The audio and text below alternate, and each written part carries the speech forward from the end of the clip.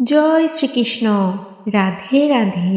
আশা করি আপনারা সকলেই ভালো আছেন ও সুস্থ আছেন ভগবানের কৃপায়। বন্ধুরা, বছরের প্রতিটি একাদশী পালন কিন্তু খুবই গুরুত্বপূর্ণ, সেটা অনেকেই জানেন। আর তাই হয়তো আপনারা অনেকেই এই একাদশী পালন করেও থাকেন, কিন্তু আপনারা হয়তো জানেন না যে এই যে একাদশী পালন করছেন তার পুণ্যফল আপনি তখনই পেতে পারবেন যখন আপনি দ্বাদশী তিথিতে সঠিক নিয়মে পালন সম্পন্ন করবেন। তাহলেই আপনি ভগবানের কৃপা লাভ করতে পারবেন, তার চরণে ঠাঁই পাবেন, পাপ থেকে মুক্তি পাবেন। আপনারা অনেকেই রয়েছেন যারা নিজের ইচ্ছামতো মুখে একটু কিছু দিয়ে নিলেন আর জলপান করে নিলেন, তাতেই আপনাদের পালন হয়ে গেল, কিন্তু এটা সঠিক নিয়ম একদমই নয়। এমনটা করলে আপনারা একাদশীর পূর্ণফল অর্জন করতে পারবেন না, আপনার একাদশী ব্রত বৃথা যাবে, একাদশী তিথির সকল তপস্যায় আপনার বৃথা চলে যাবে। কিন্তু এমনটা হোক তার নিশ্চয় আপনারা কেউই চাইবেন না। আমরা সকলেই চাই একাদশী ব্রত সফলভাবে পালন করতে, তার পুণ্যফল লাভ করতে। আর এই সকল কিছুই সম্পন্ন হবে যদি আপনি কিছু নিয়ম মেনে, অর্থাৎ সঠিক নিয়ম মেনে পালন সম্পন্ন করতে পারেন। বন্ধুরা, তাই আমাদের ধর্মতত্ত্ব ইউটিউব চ্যানেলের আজকের আয়োজন থাকছে আপনারা কিভাবে কোন নিয়মগুলো মেনে পালন করবেন সেই সম্পর্কেই আজ জানাবো আপনাদের। সকল শাস্ত্রীয় ও ধর্মীয় নিয়ম জানতে পারবেন, সকল শাস্ত্রীয় ও ধর্মীয় নিয়ম জানতে পারবেন আজকের এই ভিডিওটি থেকে, যাতে করে আপনারা একাদশীর পুণ্যফল অর্জন করতে সক্ষম হবেন। ভিডিওটি কিন্তু খুবই গুরুত্বপূর্ণ হতে চলেছে বন্ধুরা, তাই অবশ্যই সকলে মনোযোগ সহকারে সম্পূর্ণ ভিডিওটি শ্রবণ করবেন। তাহলে চলুন বন্ধুরা, কথা না বাড়িয়ে যাওয়া যাক আজকের মূল আলোচনায়। বন্ধুরা, আশা করি আপনারা সকলেই এই পৌষ পুত্রদা একাদশী ব্রত খুব সুন্দর ও সুষ্ঠুভাবে সম্পন্ন করেছেন। এই দিনে আপনাদের সংসারে সুখ সমৃদ্ধি বৃদ্ধির জন্য ও সুসন্তান কামনায় এবং সন্তানের দীর্ঘায়ু লাভ করে ভগবানের কাছে প্রার্থনা জানিয়েছেন।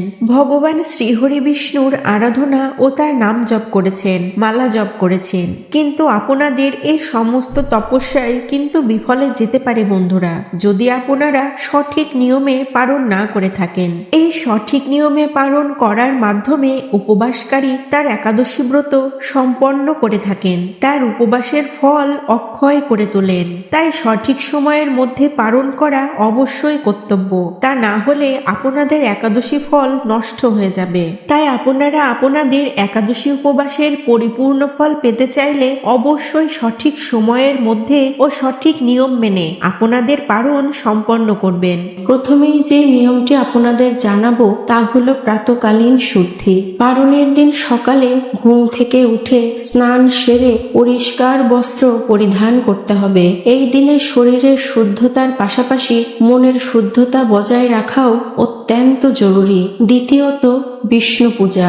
স্নানের পর প্রথমে ভগবান শ্রীহরি বিষ্ণু এবং একাদশী দেবীর উদ্দেশ্যে পূজা ও প্রার্থনা করতে হবে।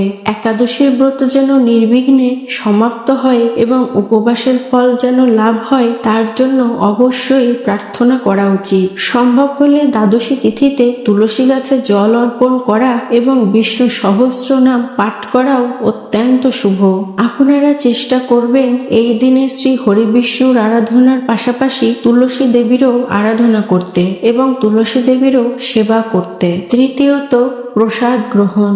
পালন সম্পন্ন করার আগে ভগবানকে নিবেদন করা প্রসাদ অবশ্যই গ্রহণ করা উচিত। এটি হতে পারে কয়েকটি তুলসী পাতা বা কিছু ফল। চতুর্থ, শস্য গ্রহণ। পালনের মূল কাজটি শুরু হয় শস্য জাতীয় খাবার গ্রহণের মাধ্যমে।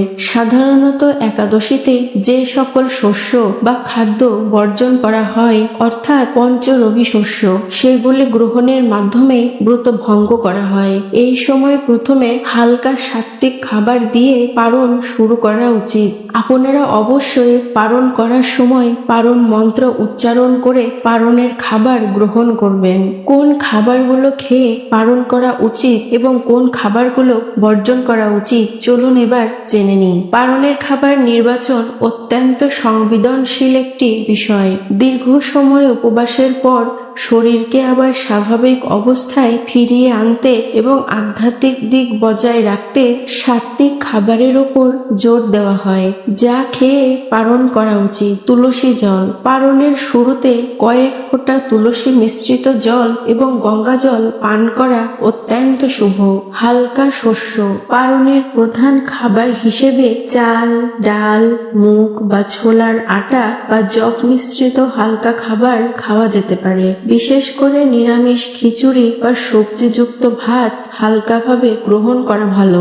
সাত্ত্বিক সবজি আলু, টমেটো, ফুলকপি, বাঁধাকপি ইত্যাদি সাত্ত্বিক সবজি রান্না করেও তা পারণে আপনারা গ্রহণ করতে পারেন। বিভিন্ন রকমের সাত্ত্বিক সবজি একসাথে রান্না করে তা খেতে পারেন আপনারা। মিষ্টি প্রসাদ সামান্য পরিমাণ গুড় বা চিনি মিশ্রিত মিষ্টি খাবার বা ফল দিয়েও পারণ করা যায়। আপনারা ভগবান শ্রীহরি বিষ্ণুকে মিষ্টি জাতীয় খাদ্য বা ফল নিবেদন করে তাও পারণে গ্রহণ করতে পারেন। অনেক ভক্তগণ বলে থাকেন যে সঠিক সময়ের মধ্যে পারণ করা কেন জরুরি। সঠিক সময় মেনে পারণ করার বিষয়টি কেবল একটি লৌকিক প্রথা নয়, বরং এর পেছনে রয়েছে গভীর শাস্ত্রীয় এবং শারীরিক কারণ। শাস্ত্র অনুসারে একাদশীর উপবাসের ফল তখনই পূর্ণতা লাভ করে যখন দ্বাদশী তিথির নির্ধারিত সময়ের মধ্যে তা ভঙ্গ করা হয়। যদি কোনো ব্যক্তি দ্বাদশী তিথি শেষ হবার পরেও পারণ না করেন তবে তার উপবাস ভঙ্গ হয় না এবং সেই উপবাসের পূর্ণ ফলও লাভ হয় না। আবার দ্বাদশী তিথিতে পারণের সময়সীমা পেরিয়ে গেলে সেই ব্রতকে ভগ্ন ব্রত বা অসম্পূর্ণ ব্রত হিসেবে গণ্য করা হয়, আর ত্রয়োদশী তিথিতে পারণ করা একদমই উচিত নয়। এই জন্যই ভক্তগণ আপনাদের উদ্দেশ্যে বলছি, সঠিক সময়ে পারণ করা অত্যন্ত জরুরি। শারীরিক ও মানসিক কারণ দীর্ঘ সময় উপবাসের কারণে শরীরে হজম প্রক্রিয়া ধীর হয়ে যায়। সঠিক সময়ে হালকা খাবার দিয়ে পারণ করলে শরীরের অভ্যন্তরীণ প্রক্রিয়াগুলি ধীরে ধীরে স্বাভাবিক অবস্থায় ফিরে আসে। অন্যদিকে শাস্ত্রীয় সময় মেনে পালন করার মানসিক তৃপ্তি আধ্যাত্মিক শক্তিকে ধরে রাখতে সাহায্য করে। বিলম্বিত পালন শরীরকে দুর্বল করে দিতে পারে এবং মানসিক ক্লান্তি বাড়িয়ে তোলে। তাই সঠিক সময়ে পালন করা আধ্যাত্মিক ও শারীরিক দিক থেকে অত্যন্ত জরুরি।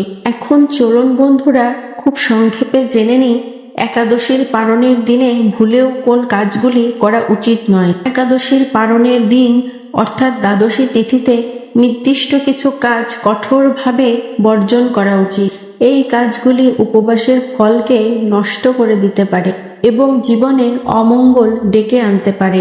দ্বাদশী তিথিতে অর্থাৎ পারণের দিন ভুলেও কিন্তু আমিষ খাবার খাবেন না আপনারা। দশমী থেকে দ্বাদশী পর্যন্ত এই 3 দিন হচ্ছে সংযমের দিন।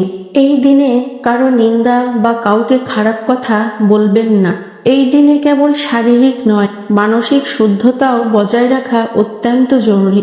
পরনিন্দা, মিথ্যা কথা বা কঠোর বাক্য প্রয়োগ করা সম্পূর্ণভাবে বর্জনীয়।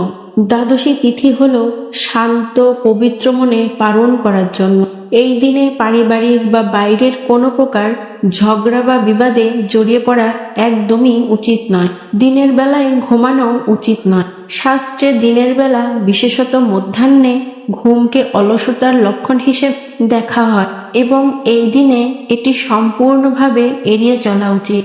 সম্ভব হলে এই সময় ধর্মীয় গ্রন্থ পাঠে মনোনিবেশ করা উচিত। ক্ষেত থেকে বীজ বা ফল সংগ্রহ করা। অনেকে বিশ্বাস করেন দ্বাদশী তিথিতে ক্ষেত বা গাছ থেকে কোনো নতুন ফল বা বীজ সংগ্রহ করা অশুভ। অন্যের দেয়া খাবার গ্রহণ করা। পারণের দিনে নিজের বাড়িতে তৈরি সাত্ত্বিক খাবার গ্রহণ করা উচিত। বিশেষ করে অন্যের দেওয়া খাবার যা সাত্ত্বিক কিনা তা নিশ্চিত নয়, তা এড়িয়ে চলাই অতি উত্তম। তাই কখনো যদি আপনার বাড়িতে পারণের দিনে কেউ খাবার দিয়ে যায় তাহলে সেটা চেষ্টা করবেন গ্রহণ না করার। একাদশী উপবাসের ফলকে স্থায়ী ও ফলপ্রসূ করতে হলে প্রাণীকে খাদ্য দান করাও একটি বিশেষ করণীয় কাজ। এটি আমাদের জীবনের প্রতি দয়া, সেবা এবং কৃতজ্ঞতার বার্তা দেয়। পারণের মাধ্যমে ব্রতের পূর্ণতা। একাদশীর উপবাস ও পারণ কেবল একটি ধর্মীয় আরাধনা নয়, বরং এটি আত্মশুদ্ধি, সংযম এবং আধ্যাত্মিক উন্নতির একটি পথ। সঠিক নিয়ম মেনে পারণ সম্পন্ন করার মাধ্যমে উপবাসের সম্পূর্ণ ফল লাভ হয় এবং শ্রী বিষ্ণুর কৃপা প্রাপ্তি ঘটে। দ্বাদশী তিথিতে সাত্ত্বিকতা বজায় রেখে দান, ধ্যান ও শুভ কাজকর্মে দিনটি উদযাপন করা উচিত। শাস্ত্রীয় নির্দেশিকা অনুসরণ করে পালন করুন এবং আপনার জীবন ভরে উঠুক অপার শান্তি ও পুণ্যে। প্রিয় বন্ধুরা, আজকের ভিডিওটি এই পর্যন্তই। এই ভিডিওটি দেখে আপনাদের যদি একটুকু ভালো লেগে থাকে এবং যদি একটু উপকৃত সমৃদ্ধ হয়ে থাকেন, তাহলে অবশ্যই ভিডিওতে একটি লাইক করবেন। এতে আমরা নতুন ভিডিও বানানোর জন্য অনুপ্রেরণা পাই। আর কমেন্টে শ্রদ্ধা ও ভক্তি ভরে একবার অবশ্যই লিখবেন, জয় শ্রী রাধা গোবিন্দের জয়। এই রকম তথ্যবহুল ভিডিও নিয়মিত পেতে আমাদের চ্যানেলটিকে অবশ্যই সাবস্ক্রাইব করবেন এবং পাশে থাকা বেল আইকনটি প্রেস করে রাখবেন, যাতে করে এই রকম তথ্যবহুল গুরুত্বপূর্ণ ভিডিও আপনারা নিয়মিত দেখতে পান। সকলে ভালো থাকবেন ও সুস্থ থাকবেন। আপনার উপর ঈশ্বরের কৃপা সদা বর্ষিত হোক। জয় শ্রীকৃষ্ণ। রাধে রাধে।